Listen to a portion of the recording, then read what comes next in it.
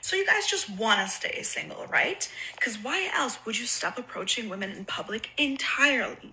The guys just want to stay out of jail, and if that means that they can't approach women anymore and that they're more likely to be single unless they're online and trying to go through that mess, then yeah, they're gonna just be single.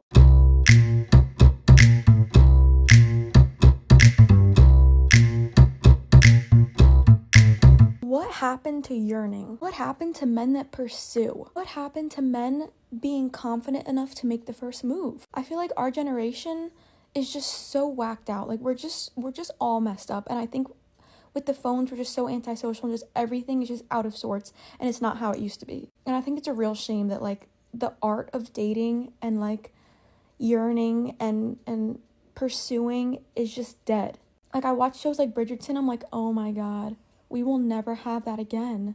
It's just gonna get worse. And it's actually so sad. Especially dating apps have just ruined it all. In 2026, the real headline isn't that men are boycotting marriage and dating.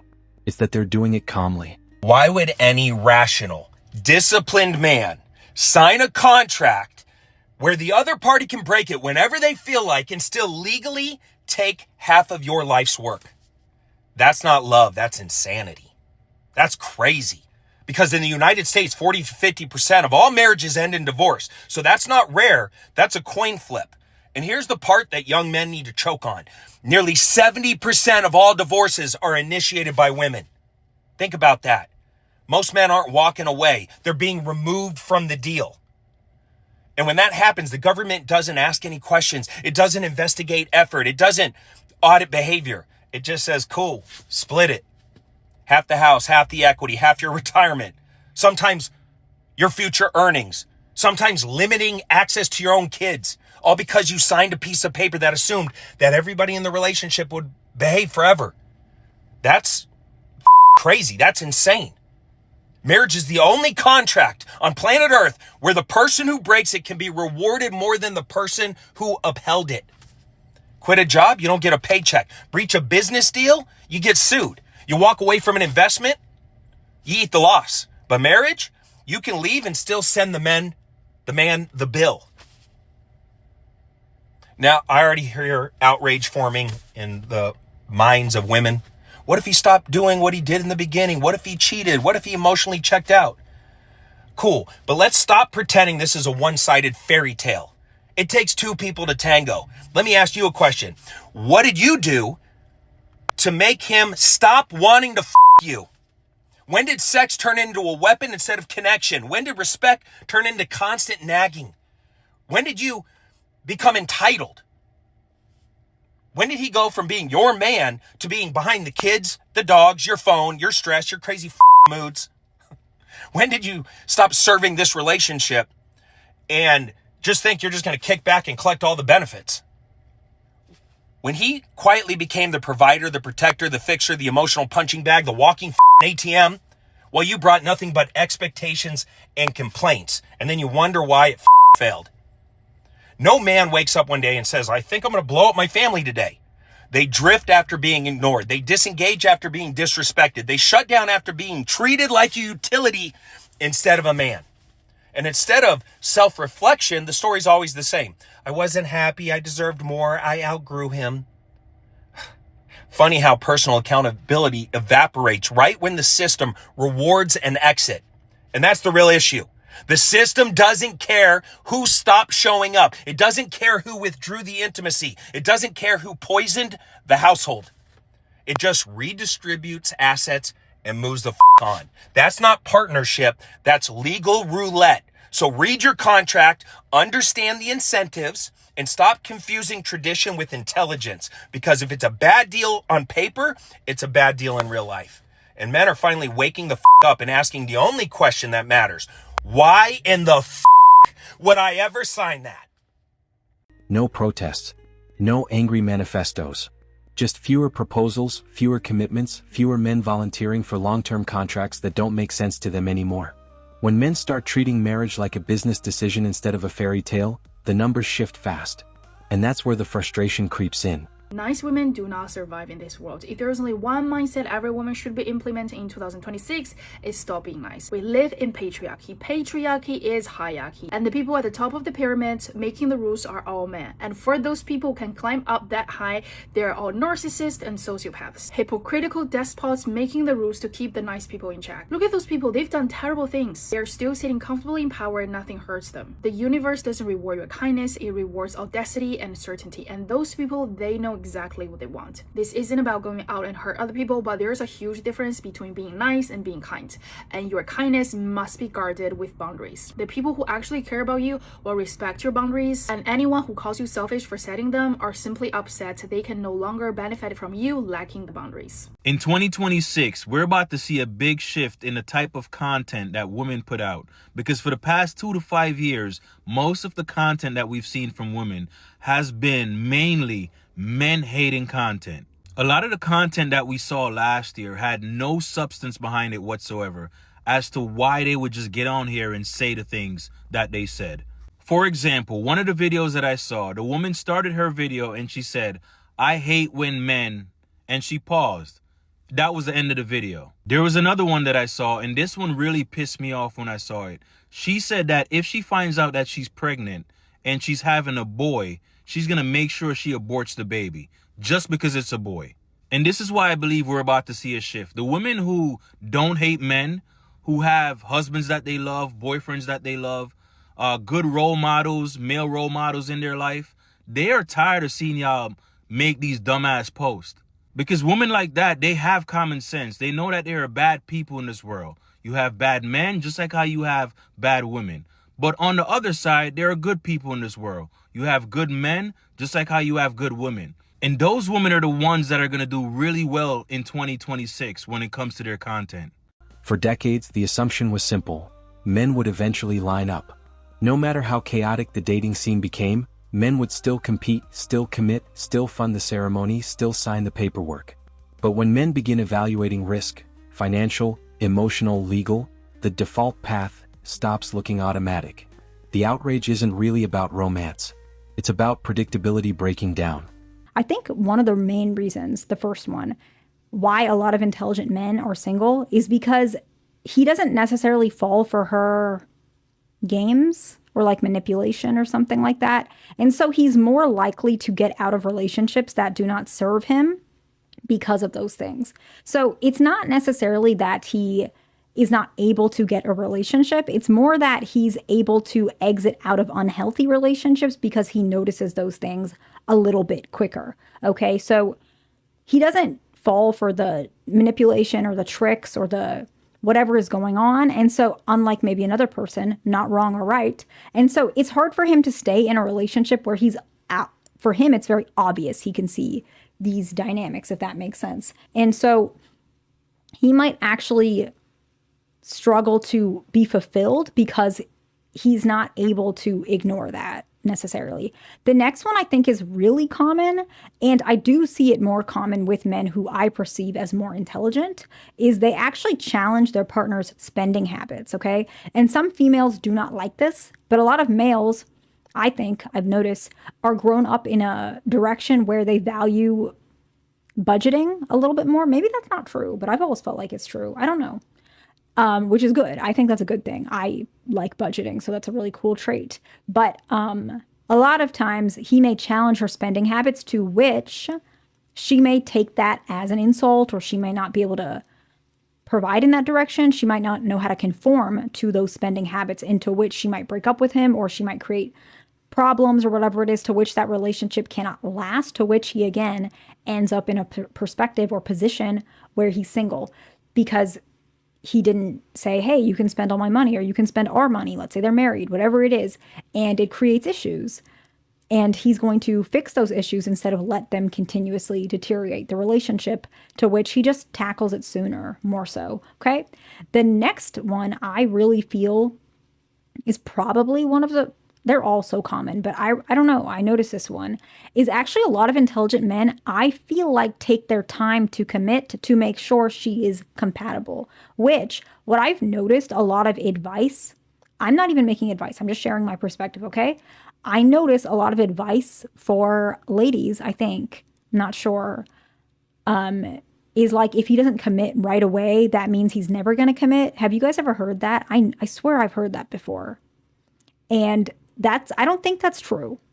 Like I just don't. I think that a lot of men, especially if he's intelligent, he takes his time because he could lose a lot, right? Even in terms of a marriage, he can lose financially. We were just talking about financial habits, but just in general, he could lose lots of things, rights to his kids, whatever it may be. And so he takes those things in account because he's intelligent, and he's trying to make sure if she's compatible and worthy of him to take that risk to commit. And so I actually think intelligent men take time to commit, and sometimes that can be off-putting to females who do not see that as a good trait, because I think it's a good trait, but some people don't, and I think everybody's different. But that may be off-putting to some folks. I don't know, but that was my perspective, okay? The next one that I think makes a lot of sense, at least from my perspective, is he holds her accountable. And sometimes people are so willing to be in a relationship that they might not hold their partner accountable because they're afraid to lose her. And so a man who feels that he's quite intelligent and he's comfortable with himself, he might actually hold her accountable because he's happy being himself, but he also wants to be with her, not because he needs to be with her, because he wants to. And in that way, he wants change for her, better change for himself, better change for her. He has expectations. And so he actually holds her accountable to those expectations. And some people, regardless of gender, don't like to be held accountable. When men stop chasing marriage as a milestone and start prioritizing autonomy, stability, and peace, it disrupts expectations. A man who is content single can't be pressured the same way. He's not racing a clock. He's not negotiating from desperation. He's operating from choice. And nothing unsettles a system more than participants who realize participation is optional. 80% of men don't even want to date anymore. Okay. So tap out. Nobody's forcing you. No one's begging. But why do you need a podcast, a TikTok, and a 12-page Reddit thread to whine about it? When women don't want to date this kind of man, we just don't. When men don't want to date this type of woman, they complain, they whine about it, they show up in the comment sections just to make sure we know you don't want to date us. And the funniest thing to me is that these men are not getting nothing from the relationships with women. It's that you're no longer getting unchecked control, free labor, and just a woman who sacrifices herself to keep you happy. What you're really mad about is that you used to be able to exploit women, and now women, they want a partnership. Now you're tired of dating. Now let's talk facts. I know, facts are hard for you, but let's talk facts. Married men are happier. Married men live longer. They're healthier. They have more sex. I mean, when they're not acting like entitled toddlers and their wives don't want to anymore. That's not true. Cite your sources, feminist. Sure, my pleasure. Pew, Harvard, the American Psychological Association, and every relationship study not run by some faceless account called Alpha Justice 77 on Reddit. Good women are offering men every day emotional intelligence, support, stability, nurturing, connection, partnership, assistance in remembering your mom's birthday. But go ahead, please, opt out, but own it. Stop acting like you're leading some kind of revolution. You're really just bitter that women stopped mothering you in exchange for breadcrumbs. You want the truth?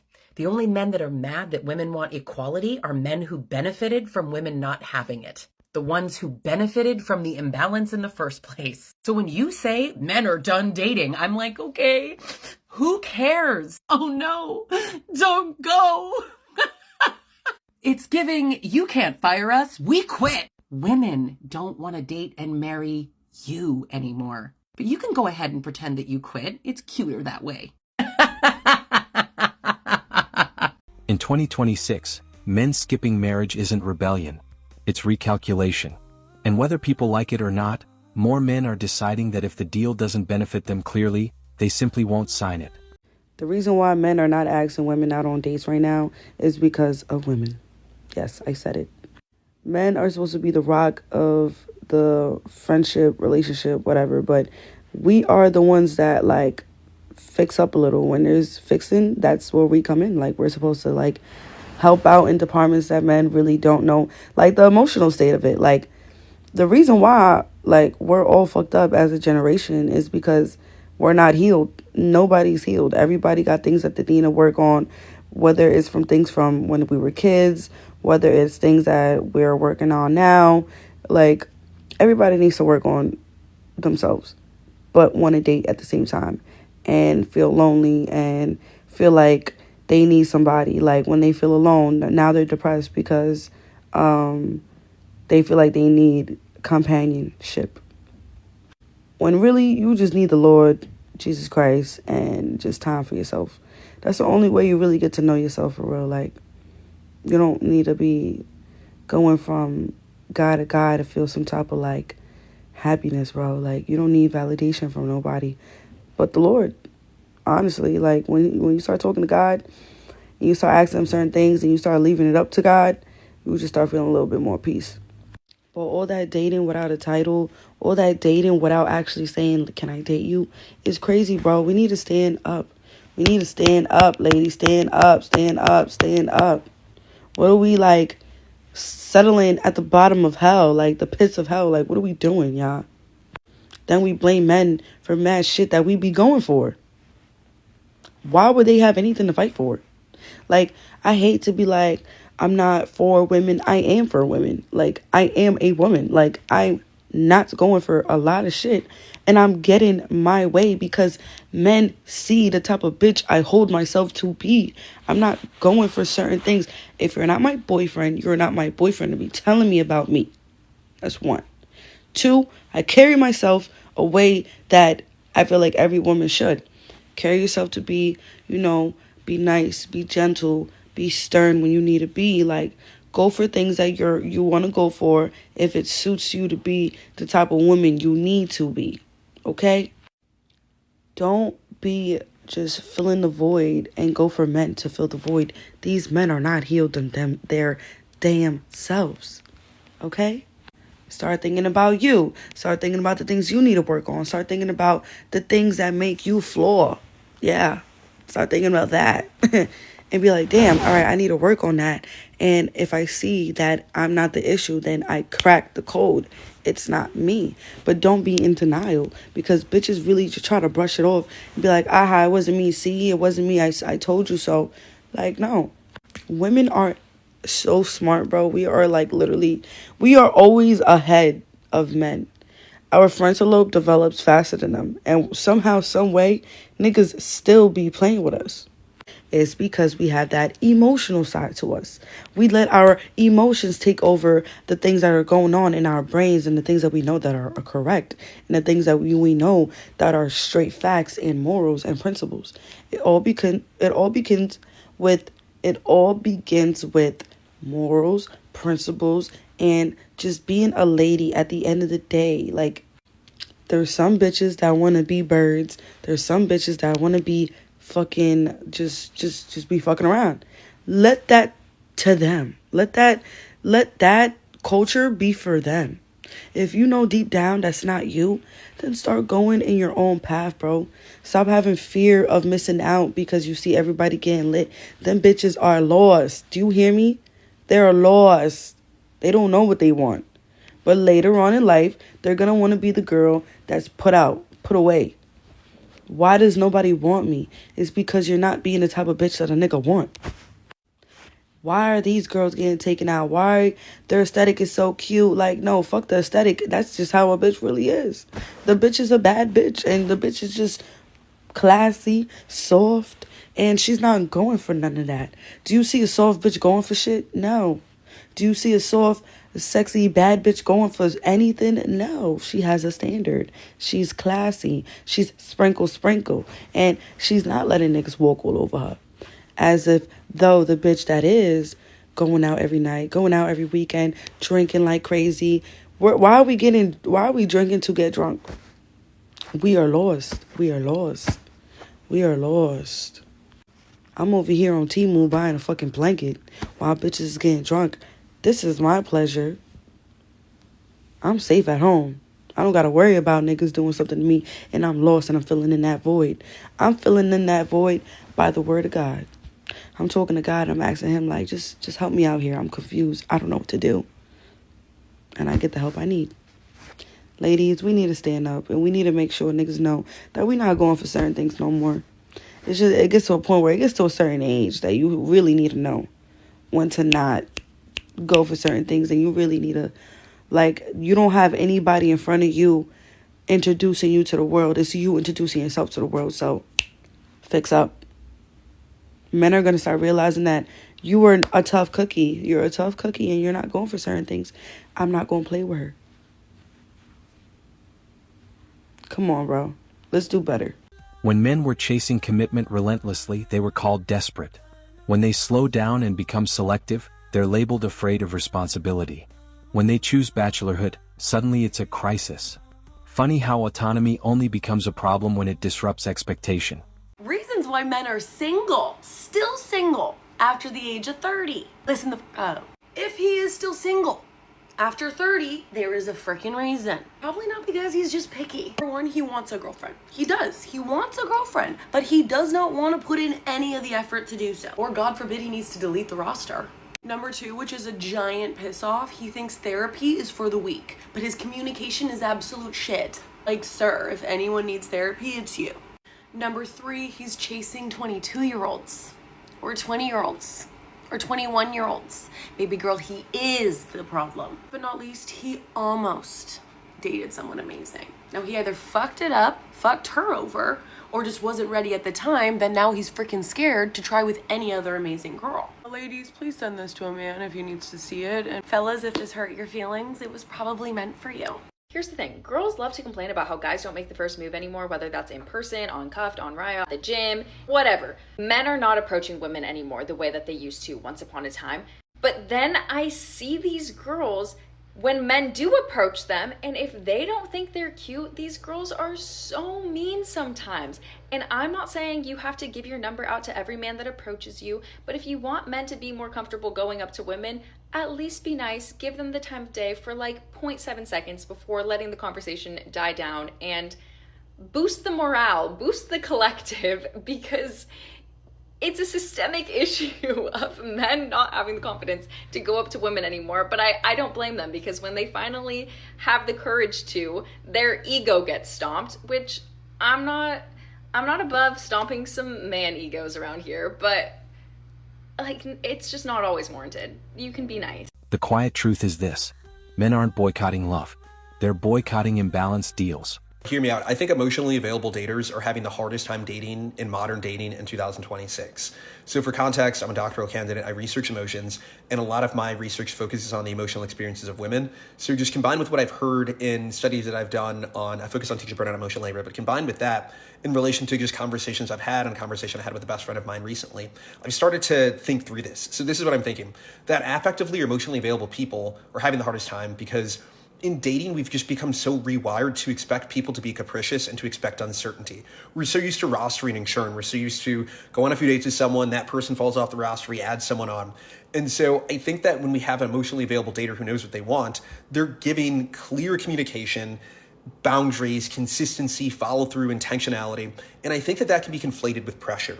That for people who aren't used to experiencing those things, and they're used to not hearing from someone for 36 hours or only getting a date planned in the last minute, that's what we have come to understand the baseline of dating is. So when someone is actively doing the things that we know deep down a lot of us are seeking, people are like, wait, this is a bit much. This person's intense.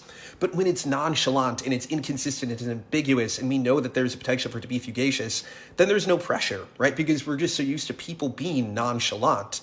But for these chalant daters, right, the people who are intentional, the people who are emotionally available, they may often seek clarification if there's ambiguity really early, and that can also be seen as pressure. Like, wait, why is this person, we've only been on 2 dates, why are they trying to understand our communication pattern?